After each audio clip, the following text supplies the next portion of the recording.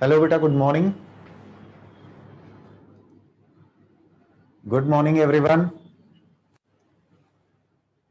बेटा, am I clearly audible? Okay. चलिए हम अपने केमिकल बॉन्डिंग टॉपिक के एक इंपॉर्टेंट टॉपिक रेजोनेंस को आगे बढ़ाएं. लास्ट लेक्चर में हम लोगों ने रेजोनेंस का एक इंट्रोडक्शन और दो डिफरेंट एग्जांपल्स पर उसका एप्लीकेशन भी देखा है.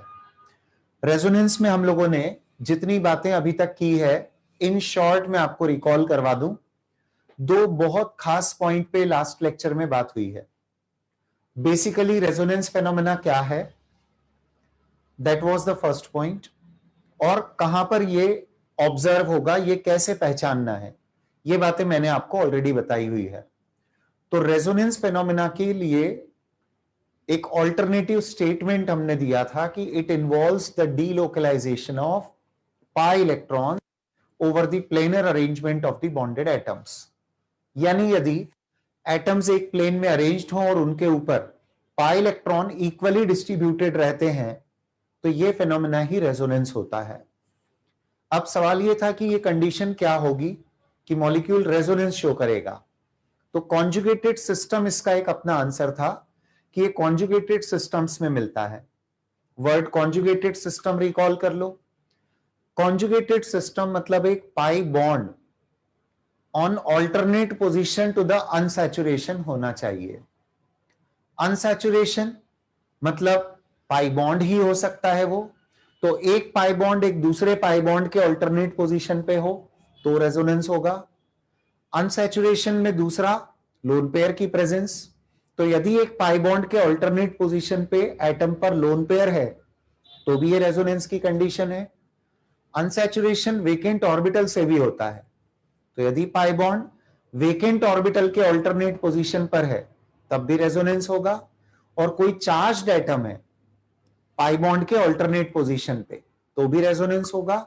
और सिंगल इलेक्ट्रॉन वाला एटम है और उसके पास वाले कार्बन पर पास वाली पोजीशन पर यदि डबल बॉन्ड है या पाई बॉन्ड है तो भी रेजोनेंस होगा. तो बेटा, अभी पिछले लेक्चर के जस्ट कनेक्शन में मैंने यहां पर 12 एग्जांपल्स आपके लिए तैयार रखे हैं. इसमें आपको सिर्फ स्ट्रक्चर देखकर पहचानना है कि यह केस रेजोनेंस का केस है या नहीं है. That's all. तो आप सबसे पहले एक ये छोटा सा असाइनमेंट है, इसको पूरा कर लीजिए और उसके बाद हम टॉपिक को आगे बढ़ाते हैं. कुछ की पॉइंट्स जो हमने लिखना पिछले बार स्टार्ट किए हैं, दो चीजें लिखी है, आगे की और चीजें अभी लिखनी बाकी है. और विथ एग्जांपल्स थोड़ी और प्रैक्टिस भी अभी हम करेंगे. So you just check all these examples and just let me know कि रेजोनेंस के केसेस यहां कौन कौन से हैं. I am waiting for around 4 minutes. 3 से 4 मिनट के समय में ये सारे हो जाएंगे, शायद उतना भी नहीं होगा, उससे भी कम समय में आप पूरा कर लेंगे इसे.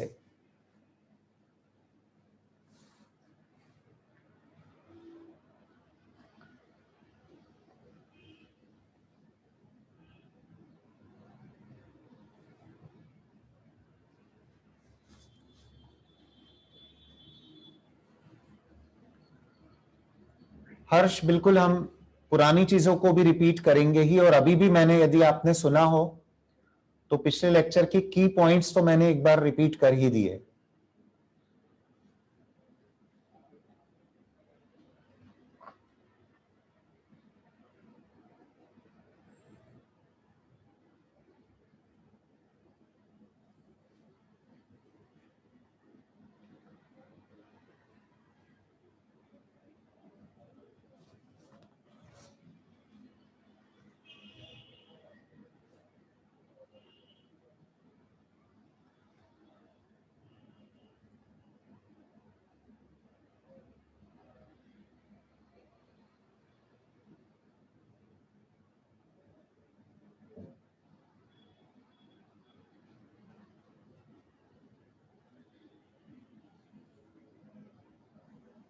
बुरहानुद्दीन सही है बेटा.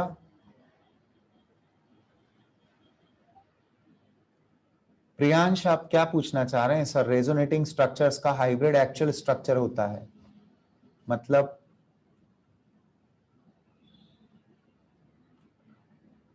Benzene actually ring like structure में होता है।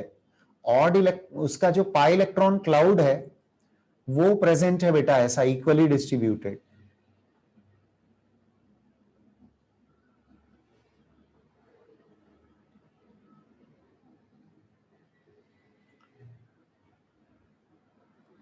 Are you all ready with the answers? बहुत आसान है, देखते ही समझ में आता है।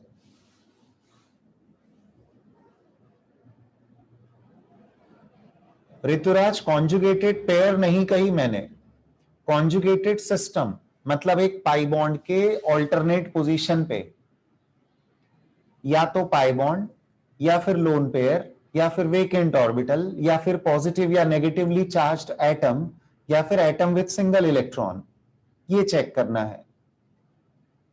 हाँ जी, 10th वाले में CH वाले कार्बन पर एक डॉट है, उसे बोलते हैं फ्री रेडिकल, मतलब कार्बन ने अपने 4 में से 3 इलेक्ट्रॉन को तो बॉन्ड बनाने में यूज किया and 1 electron is left with it, so it is not charged but it possesses single electron.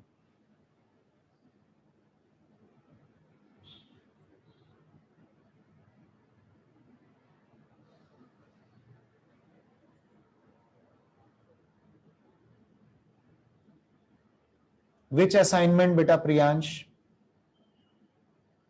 आप पहले ये तय कर लीजिए जो मैंने आपको असाइनमेंट दिया है, आप बाकी चीजों में बिजी ना हो बेटा।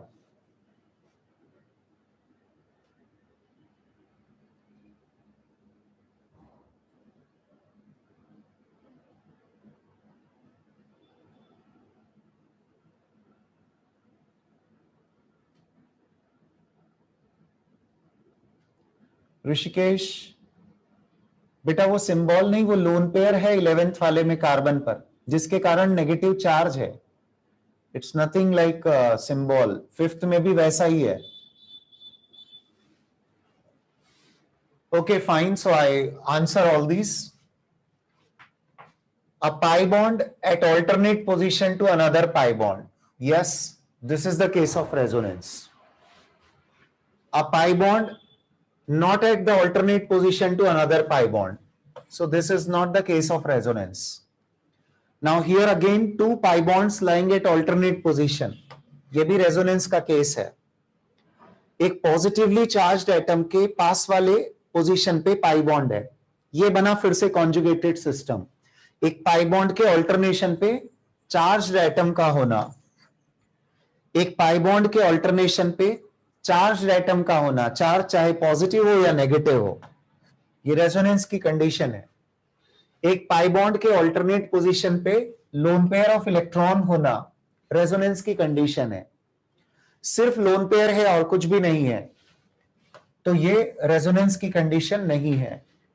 2 पाई बॉन्ड तो है यहां पर बट उनकी पोजीशन ऑल्टरनेट पोजीशन नहीं है। एक पाई बॉन्ड यहां है तो दूसरा यहां या यहां होता, या फिर इसके कंपैरिजन में दूसरा पाई बॉन्ड इन दोनों में से कहीं होता तो रेजोनेंस की कंडीशन होती।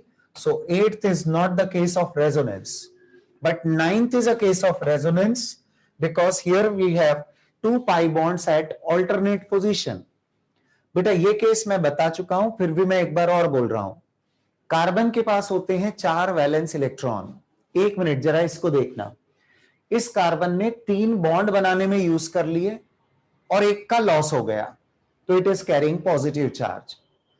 इसे देखो, इसने 4 में से 3 बॉन्ड बनाने में यूज कर लिए, एक कार्बन के साथ 2 हाइड्रोजन के साथ, और एक बचा हुआ था और एक इसके पास एक्स्ट्रा भी कहीं से आया।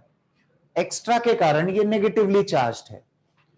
उसी तरह यहां पर आप देखेंगे तो इस कार्बन के 4 इलेक्ट्रॉन थे, 3 इसने यूज कर लिए, एक इलेक्ट्रॉन बच गया है, इसे बोलते हैं ऑड इलेक्ट्रॉन। ये कार्बन पर एक सिंगल इलेक्ट्रॉन बचा है, ये इसका खुद का ही है, ना ये लॉस हुआ ना गेन हुआ इसमें कुछ। यदि ये लूज हो जाता तो इट वुड बी पॉजिटिव, एक और आ जाता तो it would be negative like this. लेकिन it is neither positive nor negative, मतलब ये न्यूट्रल शो किया जाएगा। इसे फ्री रेडिकल बोलते हैं। ऑर्गेनिक केमिस्ट्री में आप इस टर्म को भी सीखेंगे।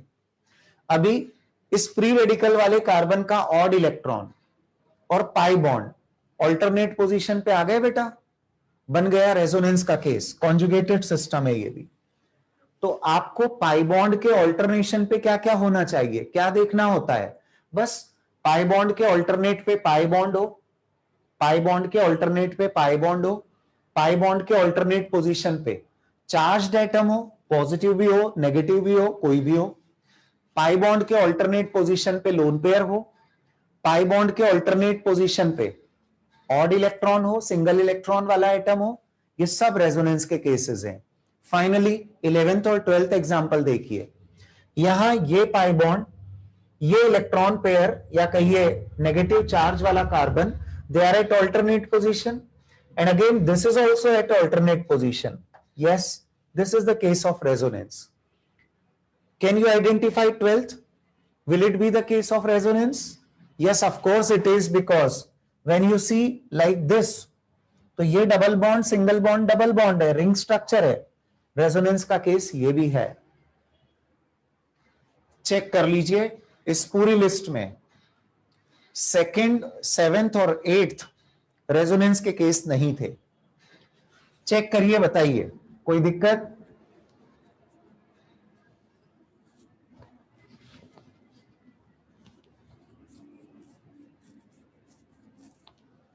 हर्ष, फेसिंग पाई बॉन्ड वाली बात तो मैंने कही ही नहीं, क्राइटेरिया कहां है, मैंने वर्ड यूज ही नहीं किया कि pi bond is facing pi bond होना चाहिए।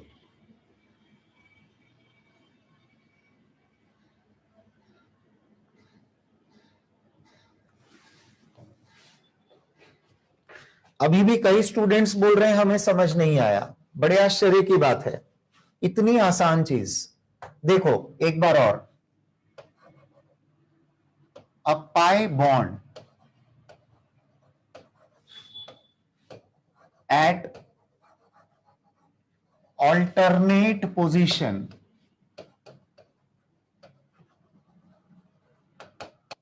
to what? केस में लिखता हूं, देखना ध्यान से, to a pi bond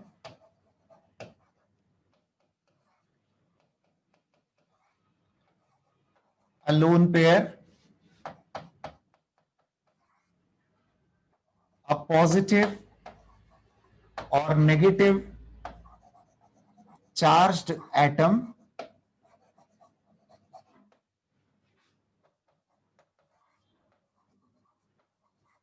an atom with vacant orbital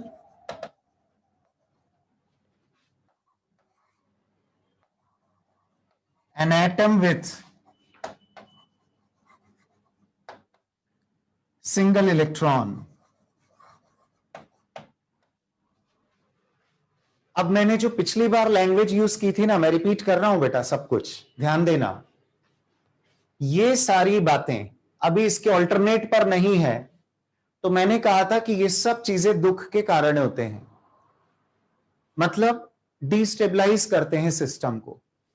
किसी के पास पाई बॉन्ड है, लोन पेयर है, चार्ज है, ऑड इलेक्ट्रॉन है, खाली ऑर्बिटल है, ये उस सिस्टम को डिस्टेबलाइज करती है हर चीज। परंतु यदि इनमें से किसी में भी पाई बॉन्ड की ऑल्टरनेट पोजीशन पे ये बात आ जाए तो इसका इफेक्ट मिनिमाइज हो जाता है, क्योंकि जो दो एटम आपस में पाई बॉन्डेड हैं, जो इसके ऑल्टरनेट पोजीशन पर हैं, वो इस दुख को कम करने में मदद करते हैं। तो एक पाई बॉन्ड यदि इनमें से किसी के भी ऑल्टरनेट पोजीशन पर हो तो यह पाई बॉन्ड दूसरे पाई बॉन्ड को या लोन पेयर को या चार्ज को डिस्ट्रीब्यूट करने में मदद करता है। बस ये क्राइटेरिया चेक करना था। अब मैं आपको एक एक एग्जांपल बताता हूं। This one, a pi bond at alternate position to another pi bond. कहां था ये रहा ना, a pi bond at alternate position to a pi bond.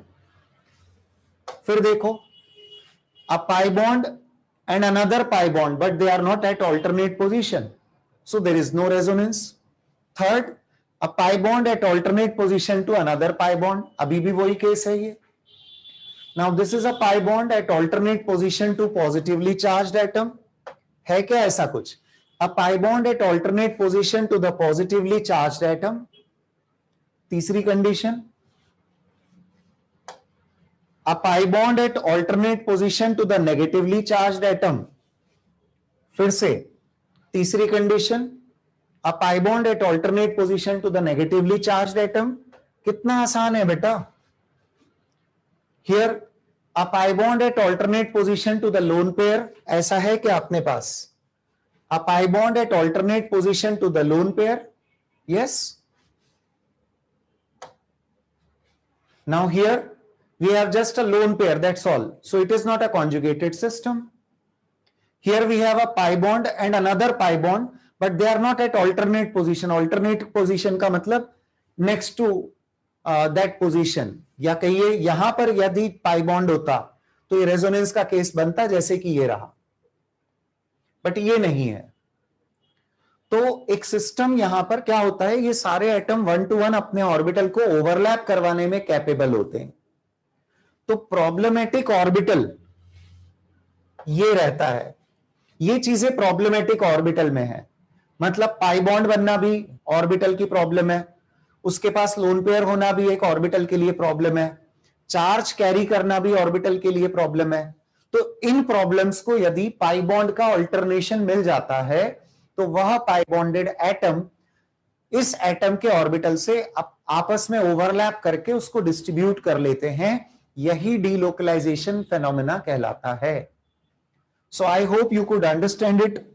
बहुत सिंपल था. ओके, चलो आगे बढ़ेंगे बेटा. अब हम कंटिन्यू करते हैं the key points related to resonance. हमारा हेडिंग था key points related to resonance. अभी बेटा की पॉइंट्स में जो ऑलरेडी आपके पास नोटेड है एक बार चेक कर लेना. पहली बात आपके पास नोटेड है, resonance involves the delocalisation of pi electrons over the planar arrangement of the bonded atoms. दूसरी बात ये नोटेड है आपके पास, ये नहीं लिखना है, नेक्स्ट पॉइंट ऑनवर्ड्स आपको लिखना है. Resonance is possible in conjugated systems. ये अभी जो डिस्कस हुआ वो वही था. Resonance is possible in conjugated systems. अब इस पॉइंट को मैं इलैबोरेट कर चुका हूं ऑलरेडी. अब आ जाइए कुछ और नियमों पर, कुछ खास बातें जो रेजोनेंस में आपको जाननी चाहिए. So please right it down. Next point, the resonating structures have same position of bonded atoms and sigma electron pairs. जब भी आप रेजोनेटिंग स्ट्रक्चर बनाएंगे तो उसमें एटम्स एक स्ट्रक्चर में जो जहां है दूसरे में भी वो वही है. जैसे कार्बोनेट आयन, तो कार्बन हर जगह जहां है वो फिक्स्ड है. यदि आपने एक ऑक्सीजन को टॉप पर बताया तो हर स्ट्रक्चर में उसकी पोजीशन नहीं बदली है. यहां पर सिग्मा बॉन्ड की भी पोजीशन फिक्स्ड है. जब आप रेजोनेटिंग स्ट्रक्चर बनाते हैं तो the only difference is in the position of pi electron pair. Unsaturation और पाई बॉन्ड इनकी पोजीशन बदलेगी, रेजोनेटिंग स्ट्रक्चर में इनकी पोजीशन बदलेगी, बाकी सब फिक्स्ड रहेगा. मैंने कहा था ना लास्ट लेक्चर में भी कि यहां एटम रोटेट नहीं हो रहे हैं, ना ही उनका बॉन्ड कोई रोटेट हो रहा है कि थोड़ी देर तुम रखो थोड़ी देर हम रखेंगे. एक्चुअली ये इक्वल डिस्ट्रीब्यूशन का केस है, सभी ने उसको बराबरी से डिस्ट्रीब्यूट करके रखा हुआ है. So that is the point. चलिए आगे बढ़ते हैं, अगला पॉइंट लेते हैं.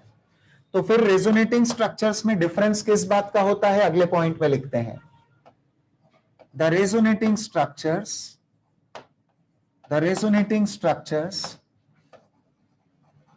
have different position of different position of pi electron pair and the unsaturation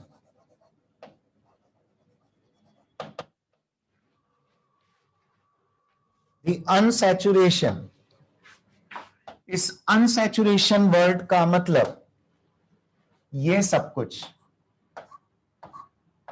जो अभी हमने पढ़ा, ये अनसैचुरेशन वर्ड का मीनिंग है।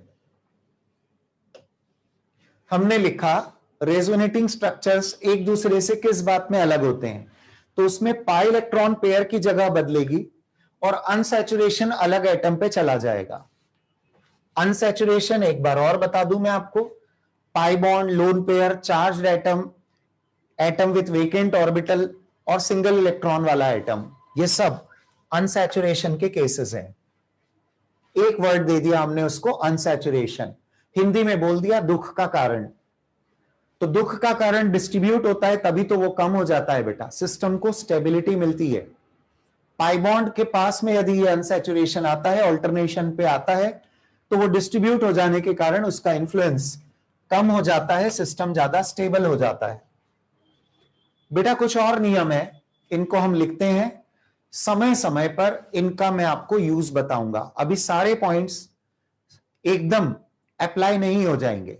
अभी आपको ये रेजोनेंस ये मानकर चलना है कि जब तक आप ऑर्गेनिक इनऑर्गेनिक 2 साल तक 12th के सिलेबस होने तक पढ़ोगे, जेई के एग्जाम तक पढ़ोगे, इसके नंबर ऑफ टाइम्स एप्लीकेशंस आते रहेंगे और कई जगह पर नई नई चीजें अभी और इंट्रोड्यूस होगी। अभी तो हम एक टॉपिक का इंट्रोडक्टरी लेवल पढ़ रहे हैं, ये मानकर चलिए, राइट। तो बॉन्डिंग में आपको सिर्फ फैमिलियर होना है कि ये टॉपिक क्या है, लगातार इसके एप्लीकेशंस आते रहेंगे। तो आप यहां पर मेंशन करिए, अगले पॉइंट्स जो मैं बोल रहा हूं इसको लिखते जाइए। all the resonating structures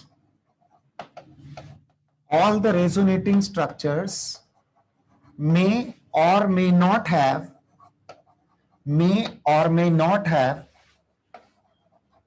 the equal contribution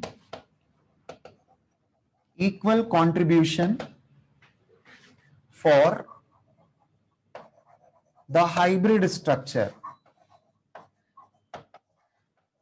आप अभी वेट करिएगा, मैं इसके बारे में आपको अप्लाई करके बताऊंगा, पॉइंट्स में सारे एक्सप्लेन करूंगा, नथिंग टू वरी। पर प्रैक्टिस आपकी आगे बहुत सारे टॉपिक्स में होती रहेगी। तो इसका मीनिंग क्या है ये हम अभी जल्दी ही डिस्कस करते हैं। पहले आप ऐड कर लीजिए, all the resonating structures may और may not have the equal contribution for the hybrid structure. अगला पॉइंट,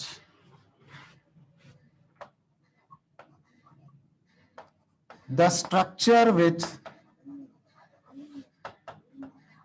less energy ब्रैकेट में more stable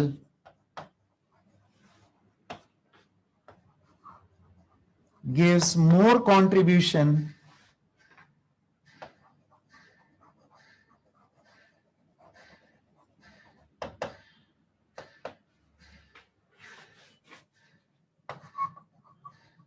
for the hybrid मतलब रियल स्ट्रक्चर। अगला एक और पॉइंट,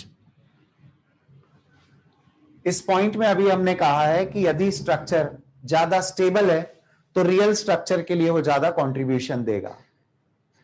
अब इसके बाद पॉइंट आएंगे कि स्ट्रक्चर की स्टेबिलिटी कैसे देखी जाएगी, तो अगले पॉइंट में लिखते हैं, a resonating structure without any charge on its bonded atoms is more stable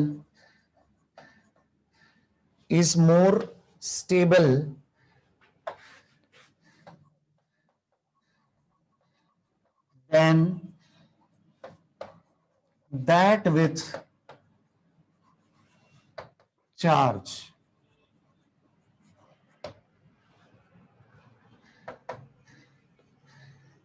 मतलब यदि आपने दो रेजोनेटिंग स्ट्रक्चर बनाए, एक में चार्ज है और एक में नहीं है, तो जिसमें चार्ज नहीं है वह स्ट्रक्चर ज्यादा कंट्रीब्यूट करेगा, ज्यादा कंट्रीब्यूट करेगा। कैसे? एप्लीकेशन में बताऊंगा। अभी चलते हैं फिर नेक्स्ट पॉइंट पर। A resonating structure is more stable when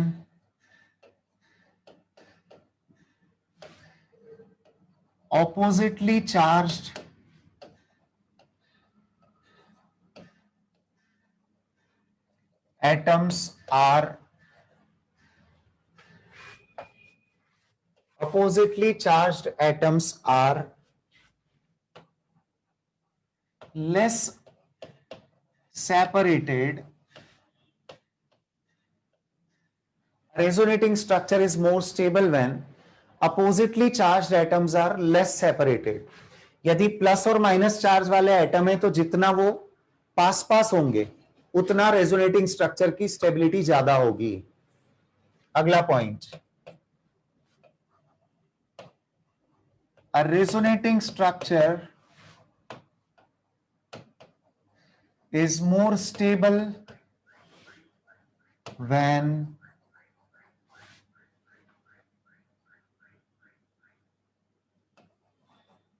the atoms with same charge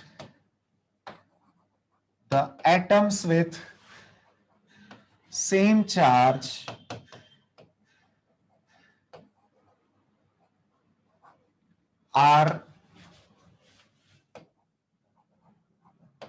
more separated. आसान तो है, ऊपर लिखा था कि अपोजिट चार्ज वाले कम सेपरेटेड हो और नीचे लिखा है सेम चार्ज वाले ज्यादा सेपरेटेड हो, तो वह रेजोनेटिंग स्ट्रक्चर ज्यादा स्टेबल में काउंट होगा। क्योंकि बेटा क्वेश्चन ऐसे भी हमें देखने को मिलेंगे कि कौन सा रेजोनेटिंग स्ट्रक्चर सबसे स्टेबल है या कौन सा रियल स्ट्रक्चर के लिए सबसे ज्यादा कॉन्ट्रीब्यूटिंग स्ट्रक्चर है, इस टाइप की बातें आएंगी अभी। Next point, a resonating structure is more stable when more electronegative atom is negative and less electronegative atom is positive compared to the opposite situation or opposite condition. Compared to the opposite condition. ज्यादा electronegative atom को negative charge मिलेगा और कम electronegative को positive मिलेगा, तो वह resonating structure ज्यादा stable होगा कंपेयर टू इसकी अपोजिट कंडीशन। तो इसकी अपोजिट कंडीशन क्या हो गई कि ज्यादा इलेक्ट्रोनेगेटिव को प्लस साइन दे दिया आपने, प्लस चार्ज दे दिया, और कम इलेक्ट्रोनेगेटिव को आप नेगेटिव बताएंगे, तो कंपैरेटिव है ये। This point is comparative, remember. Exist ही नहीं करना वाली बात नहीं है, ये एग्जिस्ट करेंगे पर रियल स्ट्रक्चर के लिए इनके कंट्रीब्यूशन फिर अलग अलग हो जाएंगे।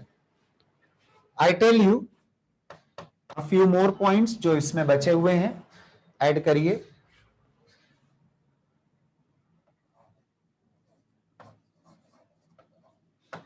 A resonating structure is not possible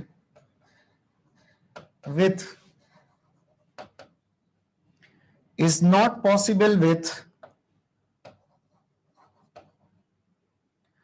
same charge on two directly bonded atoms. Two directly bonded atoms. बेटा ये जो हम बड़ी मेहनत से पॉइंट्स लिख रहे हैं, आप भी लिख रहे हैं, मैं भी लिख रहा हूं, इसका कुछ खास पर्पस है। अभी हम इस टॉपिक को इंट्रोडक्टरी लेवल पर रख रहे हैं, पढ़ेंगे, एप्लीकेशन भी देखेंगे, सब कुछ समझ में भी आएगा, एवरीथिंग इज देयर, पर इसका यूज बहुत जगह होने वाला है। तो जब जब इसका यूज होगा तब तब हम ये सब चीजें तब तक भूल चुके होंगे, एकदम क्लिक नहीं करने वाली है। इसलिए हम इसको लिखकर ऑन रिकॉर्ड अपने पास रखेंगे कि जब भी जरूरत हो, कहीं टीचर सिर्फ आपको पढ़ाते हुए एक वर्ड में खत्म कर देंगे कि बेटा इसमें रेजोनेंस के कारण ऐसा हुआ। अब आपको उस वक्त ये देखना पड़ेगा, जैसे ऑर्गेनिक केमिस्ट्री में तो कई बार इस टर्म का यूज करने वाले हैं टीचर, ये बात ध्यान रखिएगा कि बेटा रेजोनेंस के कारण हुआ, वो एक वर्ड बोलकर आगे बढ़ जाएंगे। तो आपकी उस वक्त रिस्पॉन्सिबिलिटी होगी कि उस पॉइंट को अंडरस्टैंड करें कि रेजोनेंस के कारण बेटा ज्यादा स्टेबल है, उन्होंने कह दिया, तो यू हैव टू अंडरस्टैंड कि ये क्या डिटेल है, ऐसा क्यों कहा गया, और उस पर्पस के लिए आपको ये वाले पॉइंट्स याद रखना होंगे। उस वक्त तक याद ना रहे कोई बात नहीं, टैली करिएगा। कोई भी केस सामने आता है, ये केस क्या है, वहां पर आपसे कहा जाएगा कि बेटा ये मोस्ट स्टेबल रेजोनेटिंग स्ट्रक्चर है, इसलिए इस कंपाउंड की प्रॉपर्टी में सो एंड सो इफेक्ट आया। तो आपको चेक करना पड़ेगा कि सर ने ऐसा क्यों कहा है कि ये मोस्ट स्टेबल रेजोनेटिंग स्ट्रक्चर है।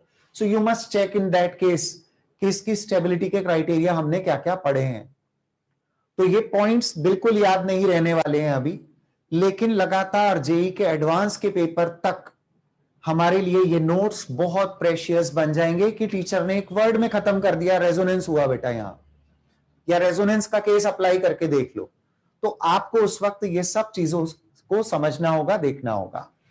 Right, now I continue with two three more things are left, उनको भी ध्यान से देखिए।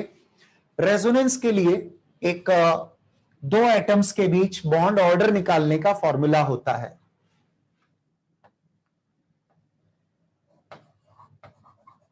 बॉन्ड ऑर्डर यानी दो एटम्स के बीच बॉन्ड्स का नंबर बिटवीन द टू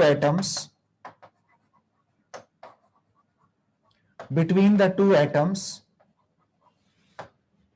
जहां रेजोनेंस अप्लाई हो रहा है बेटा, वहां के लिए फॉर्मूला है is equal to total number of bonds between them in all the resonating structures divided by the total number of resonating structures। मैं सारे केस बताऊंगा बेटा वन बाय वन, सारे कवर अप हो जाएंगे कुछ एग्जाम्पल्स में, नथिंग टू वरी। एक दो पॉइंट्स और रिमेनिंग है, पूरा करते हैं। You just finish writing this much.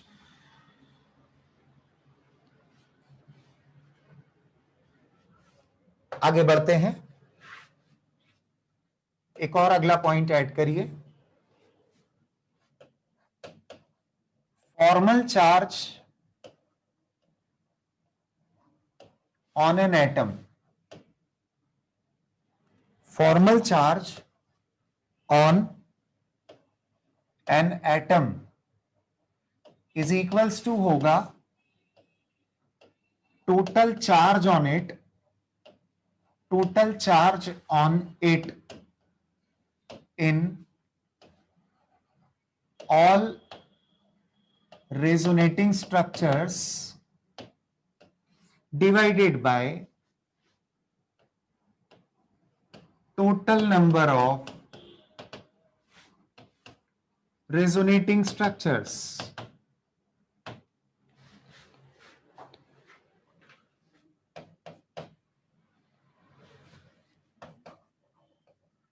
Last वाली एक टर्म जो मैं लिखवा रहा हूं, ये अभी अपने टॉपिक में कवर अप नहीं होगी। इसके मतलब जो न्यूमेरिकल कैलकुलेशंस होते हैं रेजोनेंस एनर्जी के, वो आपका एक टॉपिक आएगा केमिकल थर्मोडायनेमिक्स फिजिकल केमिस्ट्री में, वहां पर आपको रेजोनेंस एनर्जी से रिलेटेड कुछ क्वेश्चंस देखने को मिलेंगे।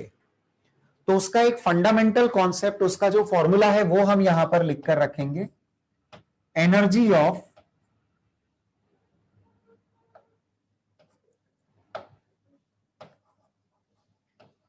रेजोनेटिंग स्ट्रक्चर, ब्रैकेट में मैं लिखता हूं most stable minus the energy of actual structure. इस डिफरेंस को रेजोनेंस एनर्जी कहा जाता है। न्यूमेरिकल नहीं कवर अप करवाऊंगा, पर थ्योरी के फॉर्म में एक्सप्लेन करूंगा मैं, डोंट वरी।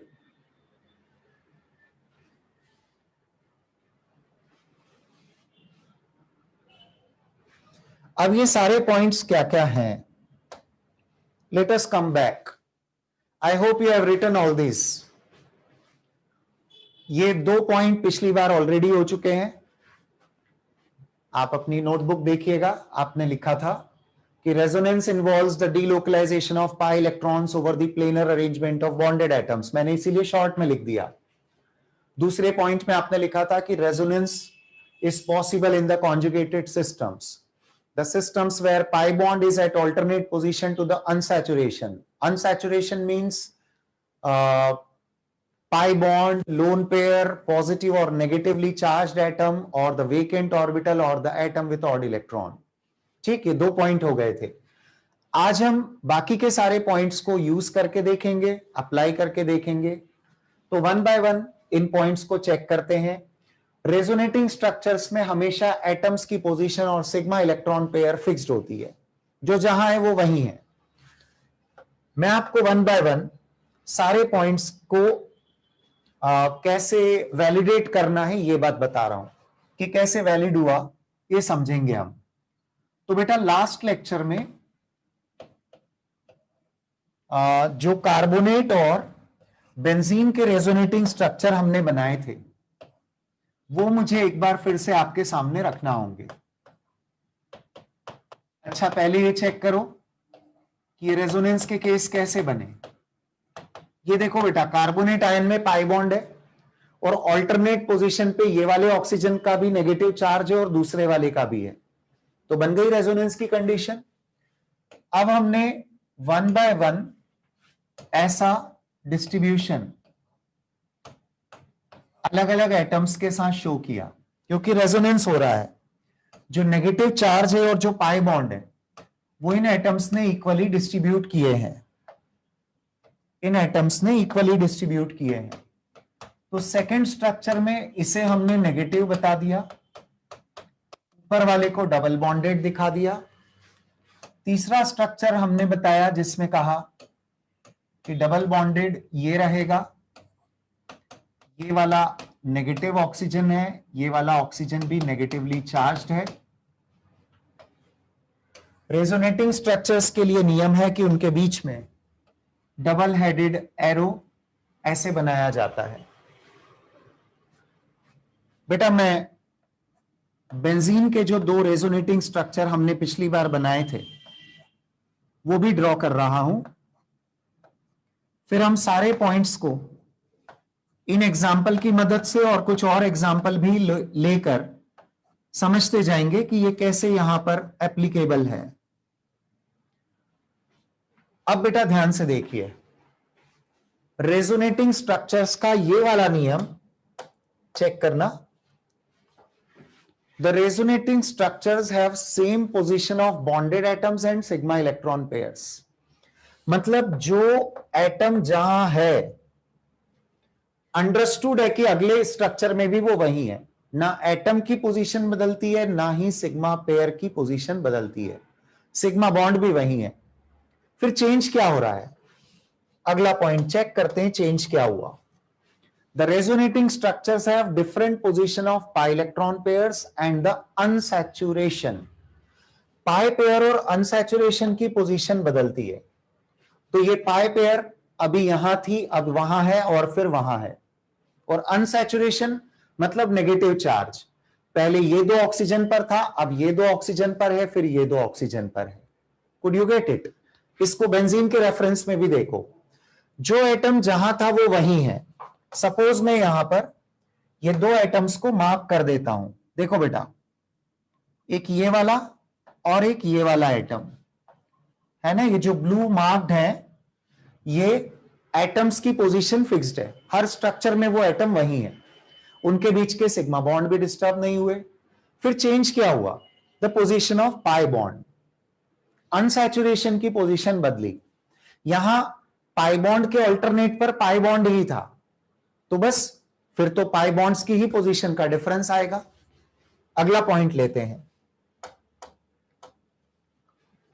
अगला पॉइंट है all the resonating structures may or may not have the equal contribution of the for the hybrid structure, meaning सुनो बेटा, ये एग्जांपल ध्यान से देखना, कार्बोनेट आयन के तीनों रेजोनेटिंग स्ट्रक्चर ये प्रोवाइड करते हैं रियल स्ट्रक्चर के लिए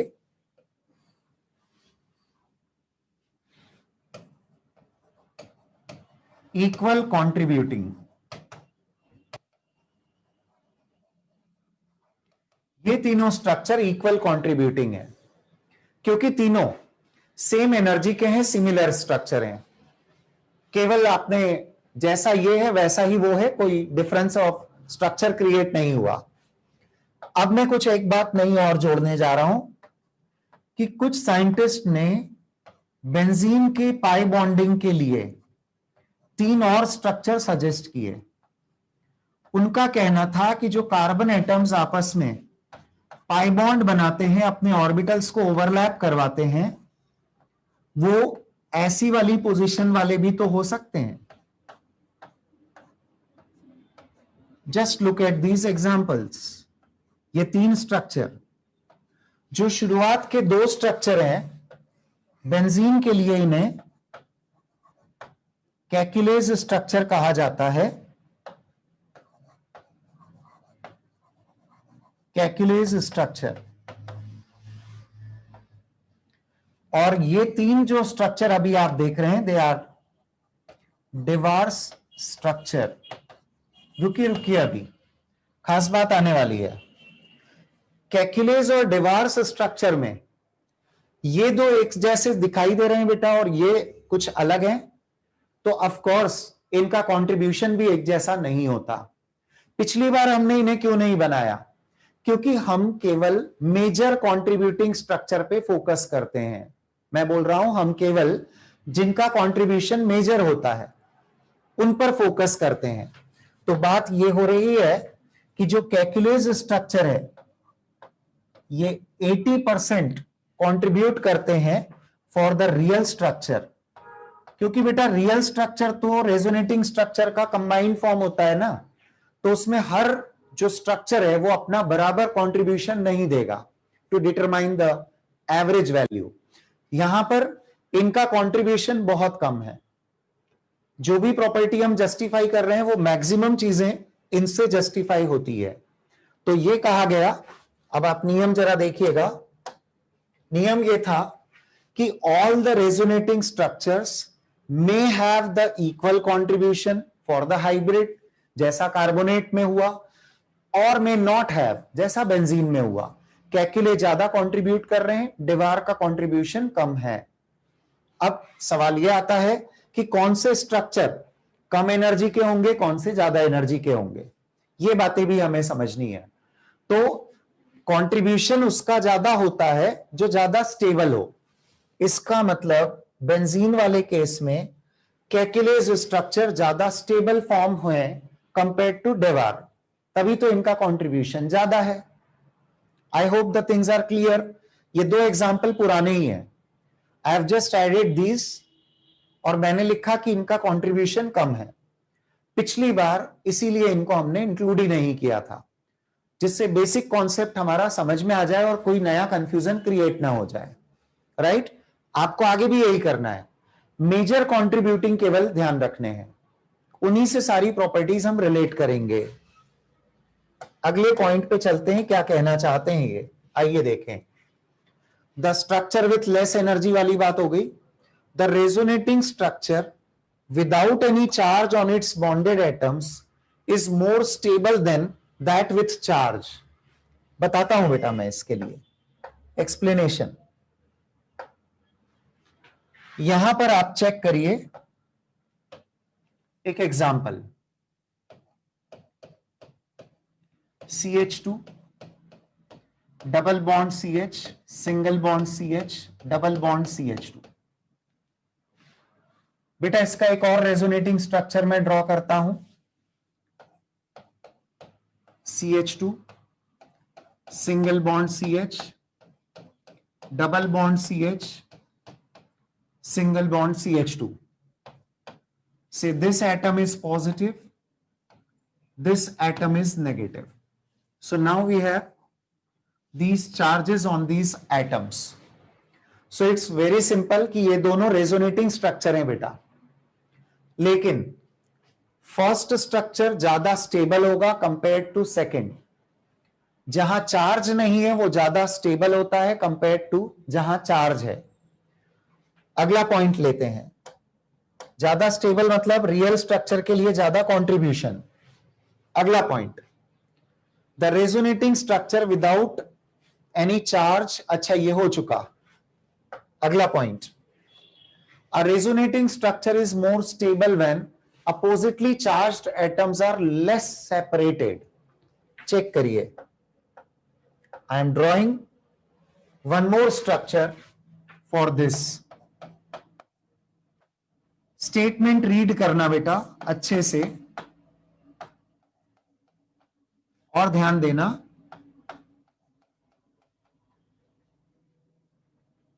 यहां पर मैंने पॉजिटिव चार्ज और यहां पर मैंने नेगेटिव चार्ज रखा।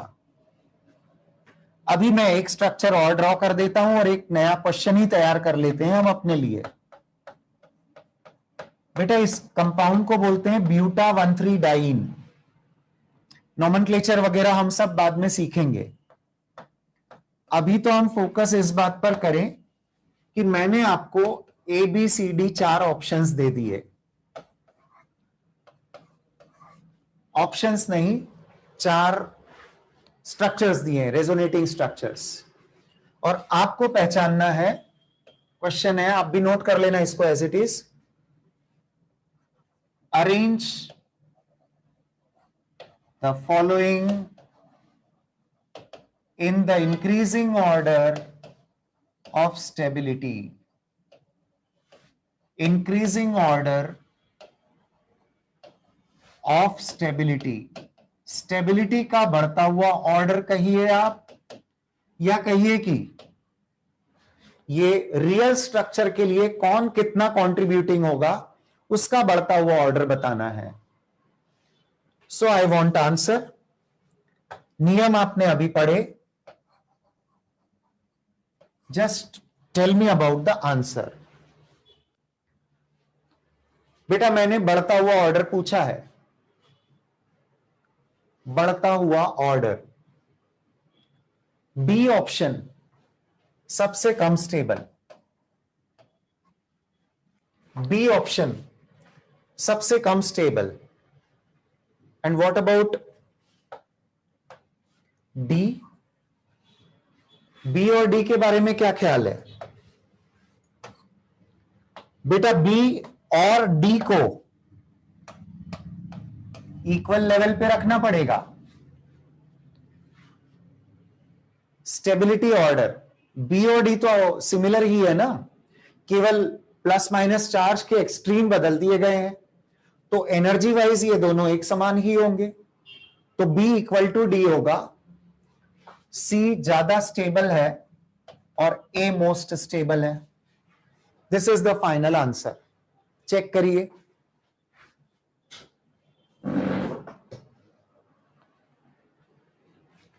धीरे धीरे हम एक एक पॉइंट को पढ़कर क्लियर करते जा रहे हैं बेटा। पाई इलेक्ट्रॉन का डीलोकलाइजेशन, कॉन्जुगेटेड सिस्टम, ये सब प्रैक्टिस हो गई। अभी हमने स्टार्ट किया कि हां एटम्स की पोजीशन फिक्स रखी जाती है, बॉन्ड्स सिग्मा वाले फिक्स्ड होते हैं, पाई और अनसैचुरेशन ये बदलते हैं स्ट्रक्चर्स में। सभी स्ट्रक्चर का कंट्रीब्यूशन इक्वल हो भी सकता है, नहीं भी हो सकता है। ये हमने इन 2 एग्जांपल से समझा कि यहां पर 80-20 कंट्रीब्यूशन की बात आई थी, जबकि यहां पर इक्वल कंट्रीब्यूटिंग स्ट्रक्चर्स बने थे। उसके बाद जो कम एनर्जी वाला होता है या ज्यादा स्टेबल होता है वो कंट्रीब्यूट ज्यादा करता है। अब ये तय कैसे करना है, तो उसके लिए अगले नियम है कि यदि बिना चार्ज वाला स्ट्रक्चर है और चार्ज वाला है, तो बिना चार्ज वाला ज्यादा स्टेबल होगा, ज्यादा कंट्रीब्यूट करेगा। चार्ज वाले में क्या करना है, अपोजिट चार्ज की कम दूरी, लाइक चार्जेस की ज्यादा दूरी, ये ज्यादा स्टेबल कंडीशन होती है।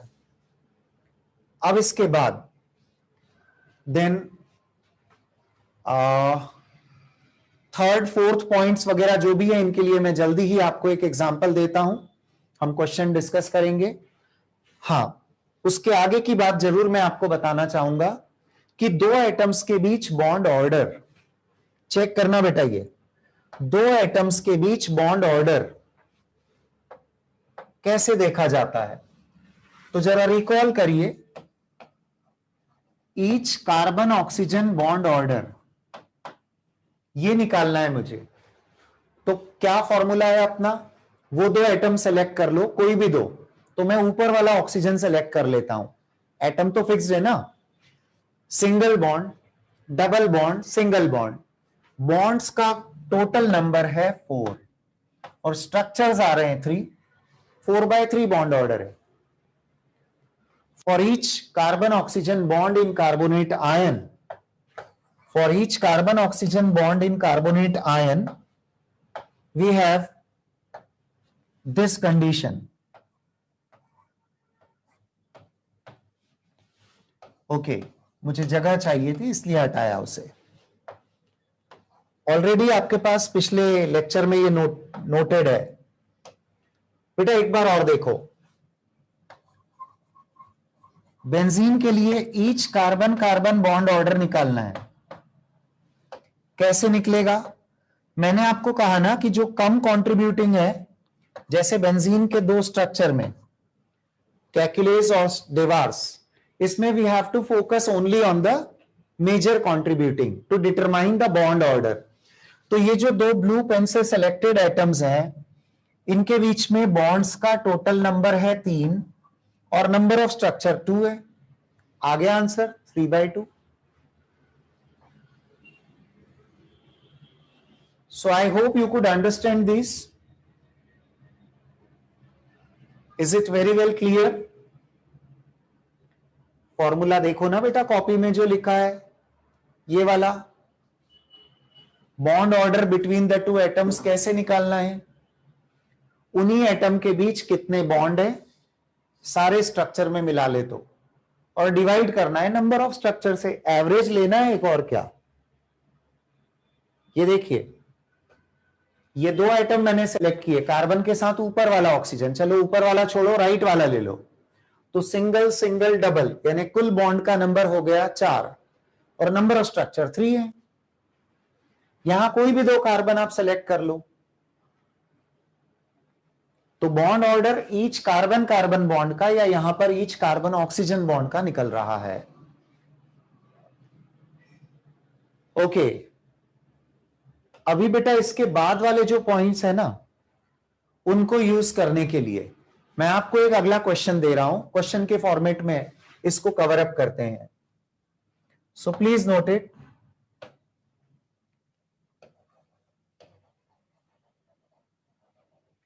Which out of the following are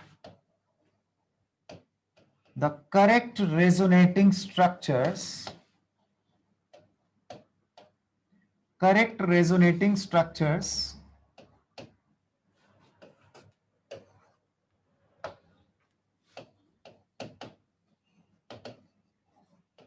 of N2O।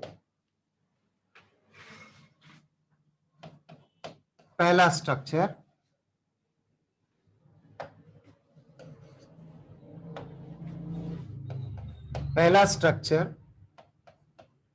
N triple bond N single bond O,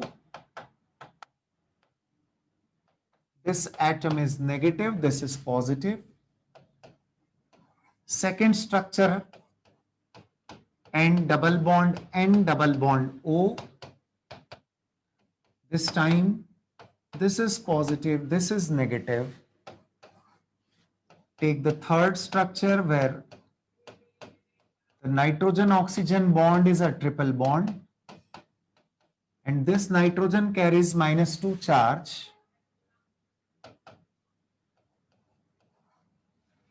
We have a fourth structure also. इस बार आपके पास NN bond triple bond, NO bond double bond, और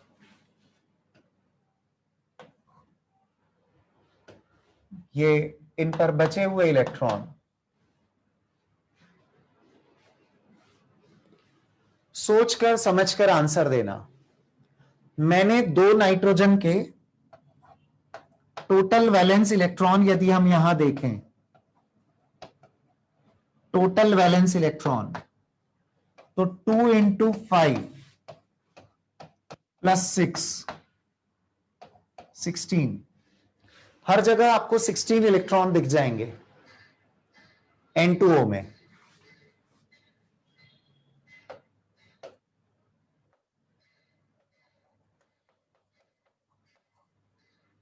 total valence electrons तो 16 electron का distribution resonance के हिसाब से क्या क्या सही है, क्या क्या नहीं।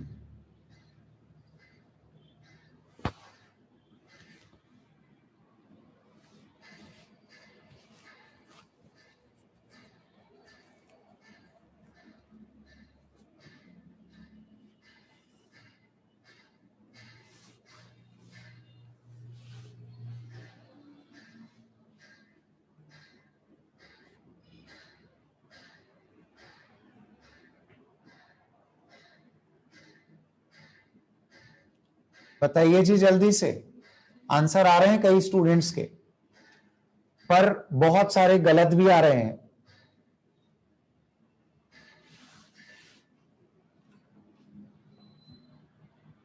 ओके, क्या आपने सारे पॉइंट्स रीड किए? अभी जो आपको बताए गए थे, जो बचे हुए हैं स्पेशली, उन्हें आप अच्छे से रीड करिए। 16 इलेक्ट्रॉन यहां पर कैसे हैं? तो 4 बॉन्ड है, मतलब 8 इलेक्ट्रॉन तो 4 बॉन्ड के कारण हो गए और 4 लोन पेयर दिख रही है। ऐसा यहां तक हर स्ट्रक्चर में हुआ। 4 बॉन्ड है, 4 लोन पेयर है। यहां पर 5 बॉन्ड है, 3 लोन पेयर है। तो कुल मिलाकर टोटल 8 पेयर मतलब 16 इलेक्ट्रॉन का हिसाब किताब तो हर जगह पूरा हुआ है। यू हैव टू आइडेंटिफाई नियमों के हिसाब से इसमें क्या सही जा रहा है, क्या नहीं। आंसर है first is correct, second is correct, third is not correct, and fourth is also not correct. अब कोई इसका कारण बता दे। आंसर तो आपके ये थे नहीं, अलग अलग टाइप के थे बेटा आंसर। रीजनिंग कर दो, why structure 3 is not possible. Yes Vaibhav, बिल्कुल सही बेटा।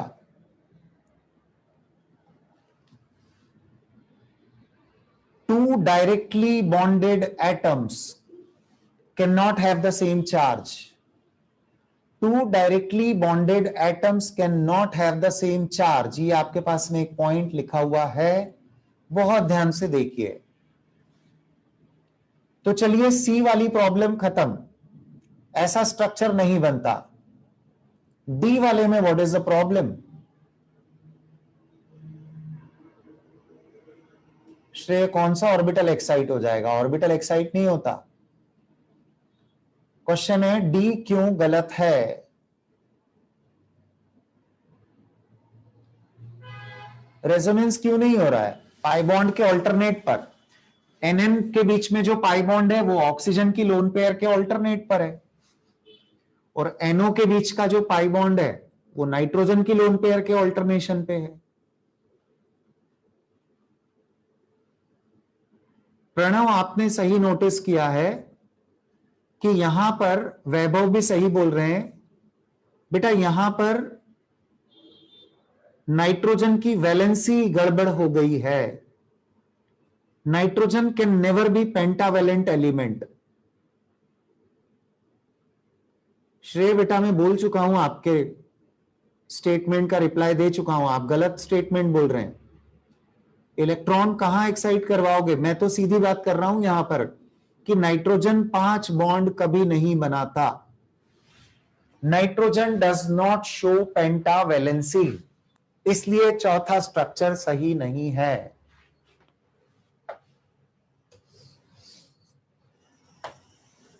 अगला क्वेश्चन सुनिए ध्यान से। नेक्स्ट क्वेश्चन, आंसर दीजिएगा। What is the value of Nn and NO bond orders?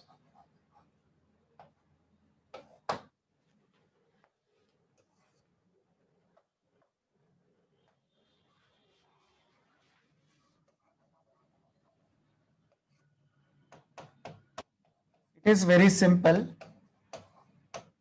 जब स्ट्रक्चर ऊपर तय हो गए कि हाँ N2O इन दो स्ट्रक्चर का हाइब्रिड है, फिर तो आसान हो गया बेटा। देखो,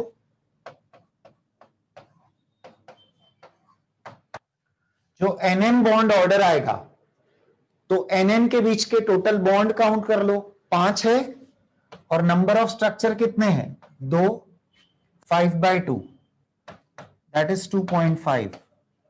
और NO बॉन्ड ऑर्डर, N और O के बीच यहां सिंगल यहां डबल, मतलब 3 bond 2 structure, it is 1.5। Yes, bond order वाली बात समझ आई? सिंपल है। चलिए, जस्ट फॉर प्रैक्टिस एक और क्वेश्चन ट्राई करिए। Give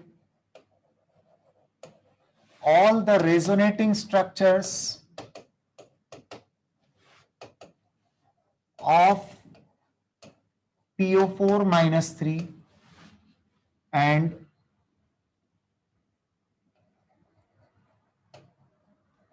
answer. Number 1, each PO bond order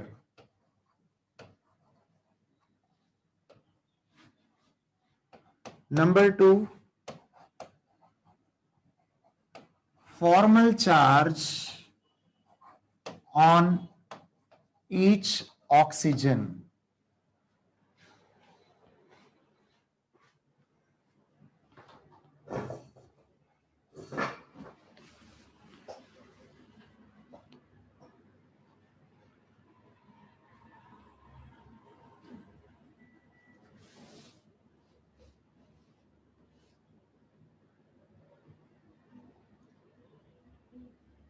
बेटा, फॉर्मल चार्ज का मैंने एक फॉर्मूला लिखवाया है, मतलब ओवरऑल स्ट्रक्चर में आने के बाद, यानी जो रियल हाइब्रिड स्ट्रक्चर बनता है, रियल स्ट्रक्चर है जो हाइब्रिड ऑफ रेजोनेटिंग होता है, उसमें किसी एक एटम पर कितना फॉर्मल चार्ज आएगा, मतलब कितनी चार्ज की वैल्यू आती है, ऑब्जर्व कितनी वैल्यू होगी।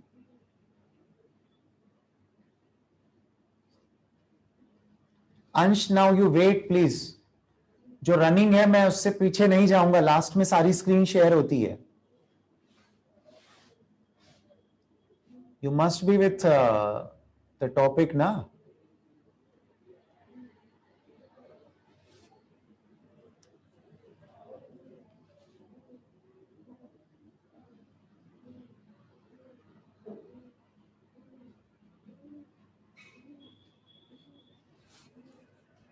Kirtan, your answer is not right. Sushant, your answer is not right.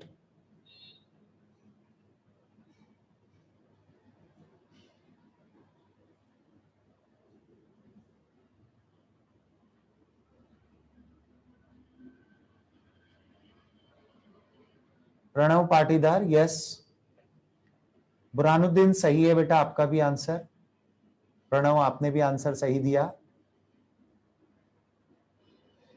Gopal, yes, you are right. Rituraj गलत है बेटा। श्रेय आंसर सही है आपका भी।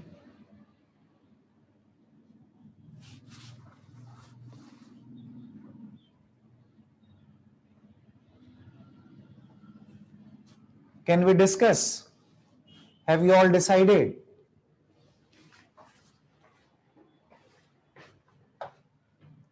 PO4 3 negative.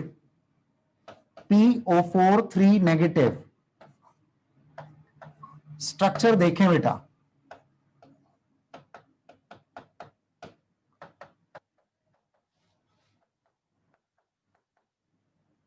आपको सारे पॉसिबल पाई बॉन्ड का कॉन्जुगेशन किसके साथ है ये देखना है और सारे पॉसिबल डीलोकलाइजेशन करवाने होते हैं। तो हम क्या कर सकते हैं, 1 by 1 डबल बॉन्डेड सभी ऑक्सीजन को ले सकते हैं, फिर जो सिंगल बॉन्डेड बचे हुए 3 होंगे उन पर आप नेगेटिव चार्ज लगा देंगे। तो मैं ड्रॉ नहीं कर रहा हूं, मैंने एक स्ट्रक्चर ड्रॉ किया एंड आई एम एक्सपेक्टिंग कि टोटल इसके इसी तरह से पोजीशन बदल बदल कर आप 4 स्ट्रक्चर ड्रॉ करेंगे। फिर फाइनली आपका आंसर पीओ बॉन्ड ऑर्डर के लिए आएगा 5/4। 5/4 5/4 बॉन्ड ऑर्डर मतलब 1.25। Formal charge on each oxygen -3/4 that is -0.75 ये आएगा बेटा।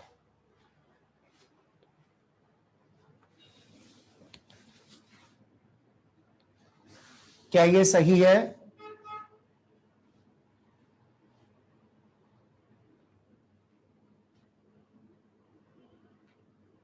कुछ, how can phosphorus have -3 charge? How can phosphorus have -3? Okay, so could you all understand this? कोई दिक्कत नहीं है इस एग्जाम्पल में?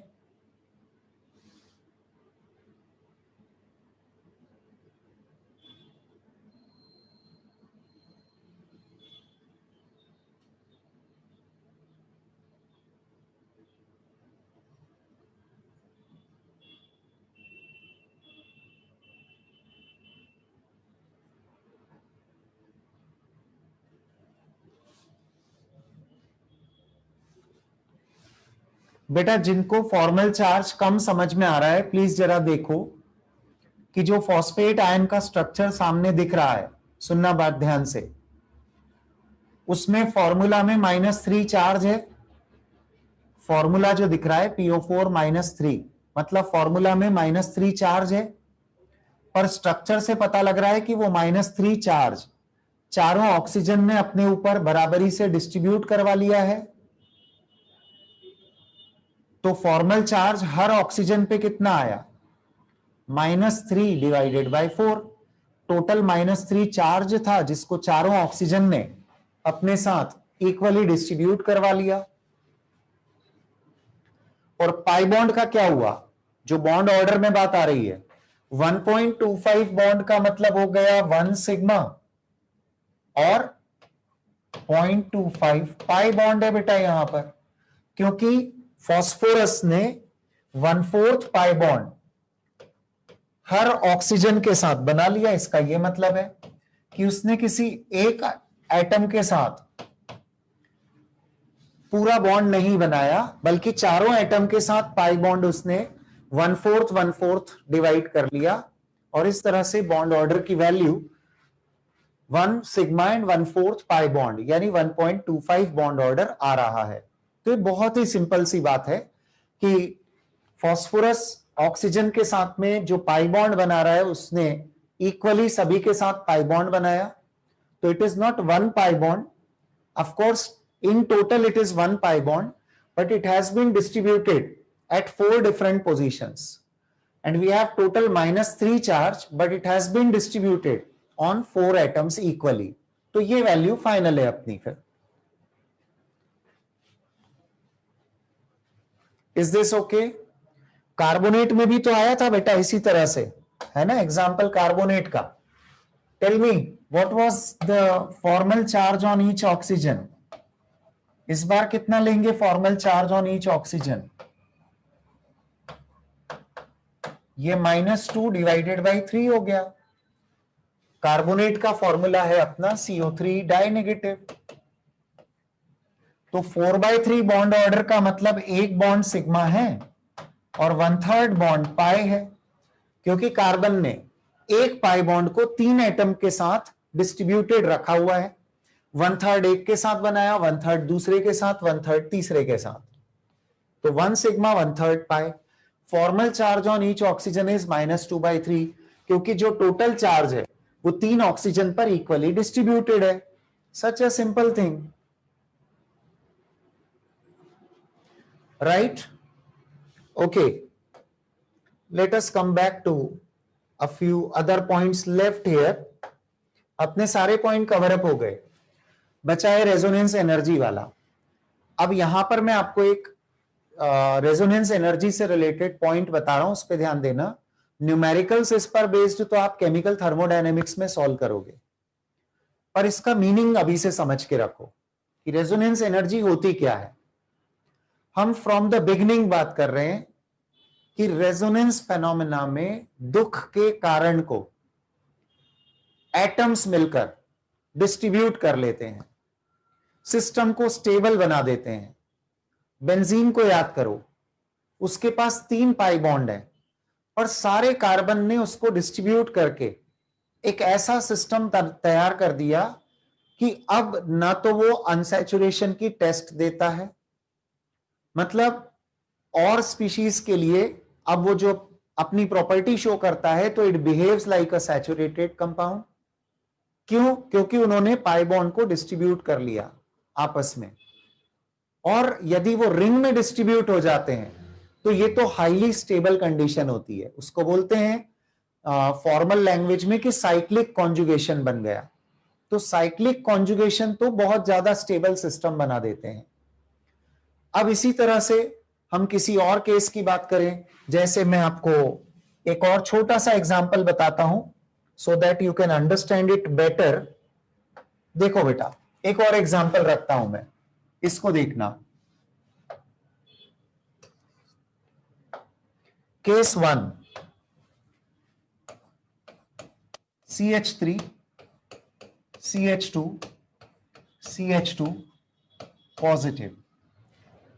यह कार्बन पॉजिटिवली चार्ज है क्योंकि इसके अपने 4 इलेक्ट्रॉन में से 3 इलेक्ट्रॉन इसने शेयर किए और एक बेचारे का इलेक्ट्रॉन खो गया।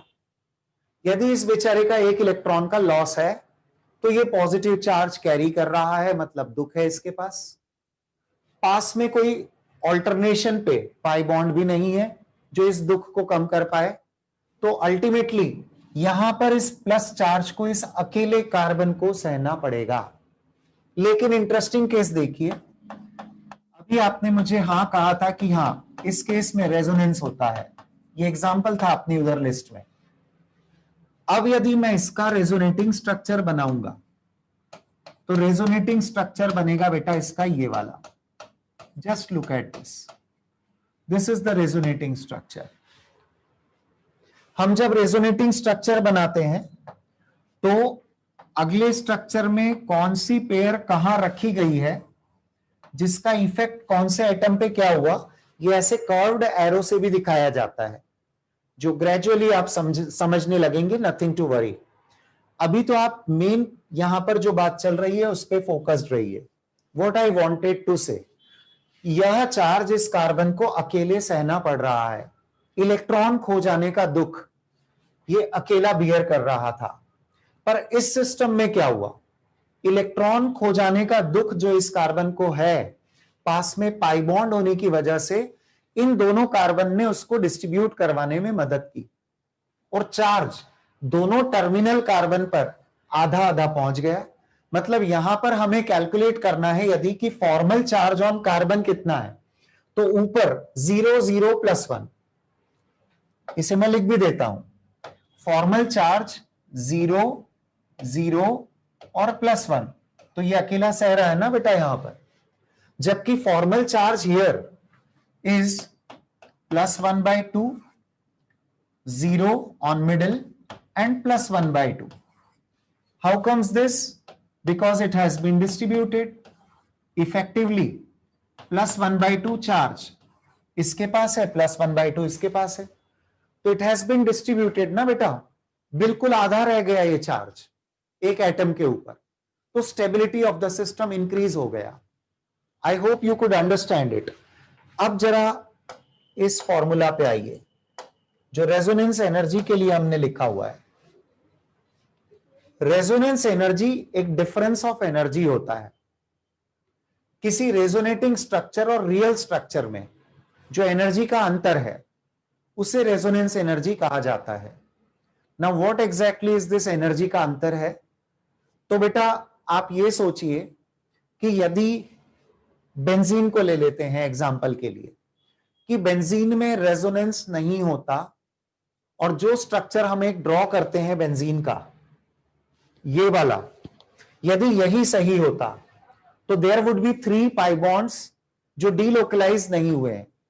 इस स्ट्रक्चर के हिसाब से बेंजीन कम स्टेबल स्टेट, ऐसा ऊपर इसलिए दिखा रहा हूं कि ये ज्यादा एनर्जी की स्टेट में होता, पर रियलिटी क्या है, वो कम एनर्जी की स्टेट में है। क्यों? क्योंकि जो डिस्टेबलाइज करने के कॉज थे वो डिस्ट्रीब्यूटेड हैं। सिस्टम ने अपने आप को स्टेबलाइज करके रखा हुआ है बाय द डीलोकलाइजेशन फेनोमेना। तो ये जो मैं बता रहा हूं ना, ये एनर्जी का गैप रेजोनेंस एनर्जी होती है। एक्सपेक्टेड और एक्चुअल स्ट्रक्चर, तो one of the resonating structure की एनर्जी माइनस रियल स्ट्रक्चर की एनर्जी, ये जो अंतर होता है इसे रेजोनेंस एनर्जी बोलते हैं। तो रेजोनेंस एनर्जी वाला जो पॉइंट हमने लिखा है, इसको मैं एक छोटी सी बात यहां और जोड़ता हूं, मोर रेजोनेंस एनर्जी, क्योंकि ये कांस्टेंट होती है बेटा किसी भी कंपाउंड के लिए, मोर स्टेबिलिटी।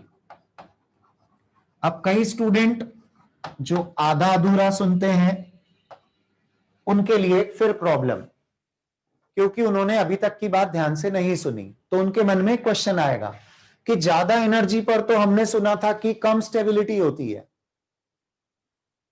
बेटा मैंने लिखा है ज्यादा रेजोनेंस एनर्जी पर ज्यादा स्टेबिलिटी होती है, और आपकी प्रॉब्लम इसीलिए है क्योंकि आपने मुझसे जो मैं पहले बता रहा था उस पर ध्यान नहीं दिया होगा, यदि तो प्रॉब्लम होगी। तो एक बार और सुन लो मैंने क्या कहा था। ये एक्सपेक्टेड एनर्जी, ये रियल एनर्जी, रियल स्ट्रक्चर की या हाइब्रिड स्ट्रक्चर की एनर्जी रेजोनेटिंग स्ट्रक्चर की एनर्जी से कम है, और इस डिफरेंस को मैं रेजोनेंस एनर्जी बोल रहा हूं।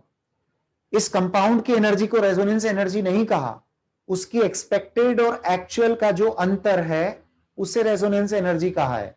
तो यदि ये डिफरेंस बड़ा होगा इसका मतलब ये सिस्टम ज्यादा स्टेबल होगा। Are you getting the point?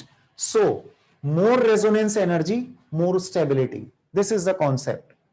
इसे आप नोट करके भी रखें।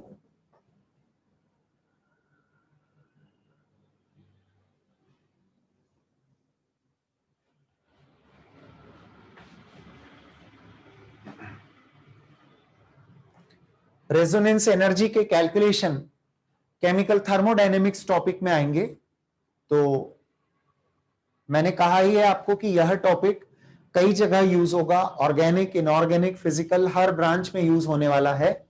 तो ऑन रिकॉर्ड आपके पास में ये सारे पॉइंट्स जो अभी हमने लिखे हैं ये होना ही चाहिए, और ये आपको हमेशा के लिए बहुत मदद करेंगे। जब भी रेजोनेंस की कोई बात आएगी तो आप इन फंडामेंटल पॉइंट्स को जरूर एक बार रिव्यू कर लिया करें। एनीथिंग बेटा which is not clear or you want me to repeat it?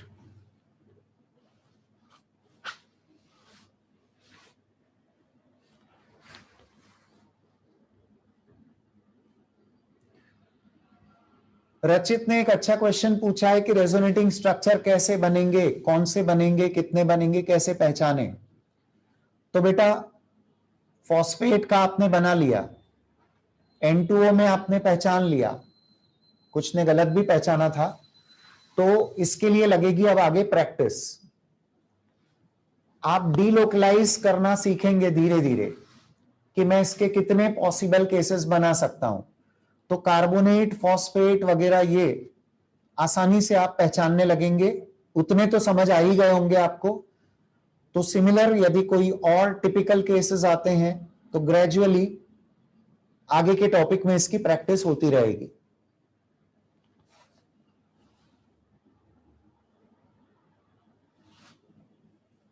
Harsh, organic chemistry तो अब शुरू होगी ना, तो यू विल लर्न एवरीथिंग, सब कुछ समझाया जाएगा।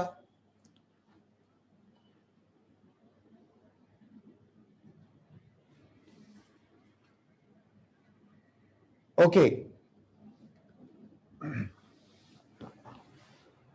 अब बेटा इस टॉपिक में इतना प्रैक्टिस की भी जरूरत थी, इसीलिए मैंने आपको कहा था पिछले लेक्चर में तो कि हम आधे लेक्चर में रेजोनेंस खत्म करके आगे बढ़ जाएंगे।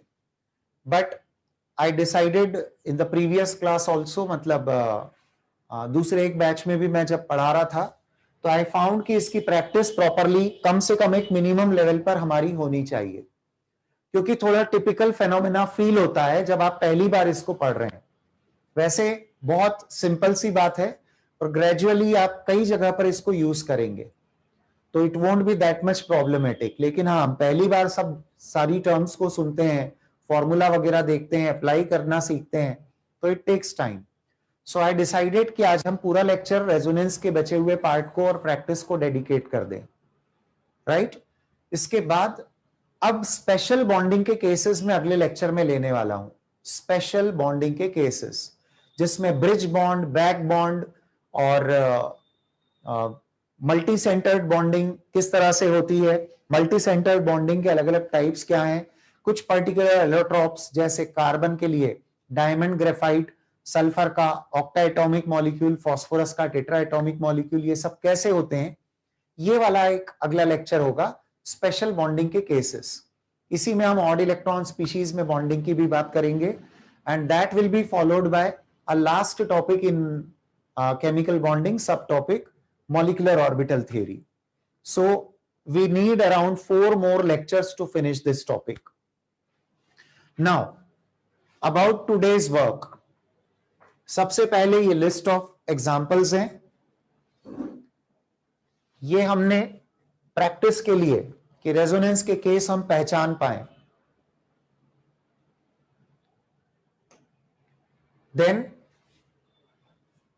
एक बात जो कई स्टूडेंट्स को समझ में नहीं आ रही थी वो मैंने रिपीट की कि कॉन्जुगेटेड सिस्टम का मीनिंग क्या। तो एक पाई बॉन्ड के अल्टरनेट पोजीशन पे पाई बॉन्ड, लोन पेयर या चार्ज्ड एटम या वेकेंट ऑर्बिटल वाला एटम या सिंगल इलेक्ट्रॉन वाला एटम, ऐसा होने पर इसे हम रेजोनेंस की कंडीशन बोलते हैं, कॉन्जुगेटेड सिस्टम बोलते हैं। फिर मैंने आपको की पॉइंट्स ऐड करवाए, 2 ऑलरेडी पिछले लेक्चर में हुए थे and we have covered few other things. These are the points.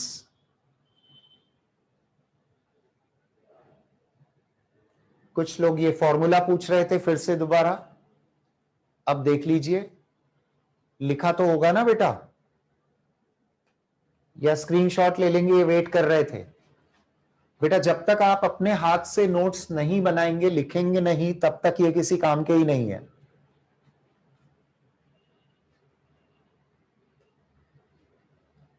Carbonate और बेंजीन का केस प्रीवियस लेक्चर्स में ऑलरेडी डिस्कस हो चुका, लेकिन आज हमने उन पॉइंट्स को यूज करते हुए इन्हें एक बार फिर रिव्यू किया। फिर एक ये क्वेश्चन आया था जिसमें हमने स्टेबिलिटी ऑर्डर डिसाइड किया। ये क्वेश्चन जिसमें हम कौन से पॉसिबल है कौन से नहीं है इस बात पर डिस्कस कर रहे थे ऊपर वाले क्वेश्चन में। नीचे वाले में हम एनएन बॉन्ड ऑर्डर और एनओ बॉन्ड ऑर्डर पे बात कर रहे थे and I hope this is very clear.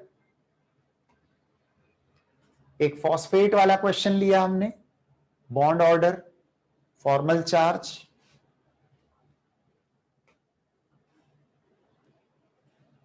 फिर मैंने आपको और क्लैरिटी के लिए यह भी बताया कि कैसे रेजोनेंस के कारण एक सिस्टम को स्टेबिलिटी मिल जाती है, उसकी बढ़ जाती है स्टेबिलिटी। ऊपर वाला एग्जाम्पल रेजोनेंस के बगैर अकेला एक कार्बन +1 चार्ज कैरी करता है, लेकिन नीचे वाले एग्जाम्पल में वही +1 चार्ज दो एटम इक्वली डिस्ट्रीब्यूट कर लेते हैं और इस वजह से स्टेबिलिटी बढ़ जाती है ऐसे सिस्टम की। और तभी हम रेजोनेंस एनर्जी को रिलेट करते हैं कि जो एक्सपेक्टेड एनर्जी है उससे एक्चुअल स्ट्रक्चर कम एनर्जी का है, तो इस डिफरेंस को हम रेजोनेंस एनर्जी बोलते हैं। So these are the points we have already covered in today's lecture. Now the next lecture will be based on bonding के special cases. Special cases of bonding will be covered in the next lecture. Right? Okay. तो आज इतना ही, बाकी चीजों को next lecture में लेते हैं बेटा। Thank you very much.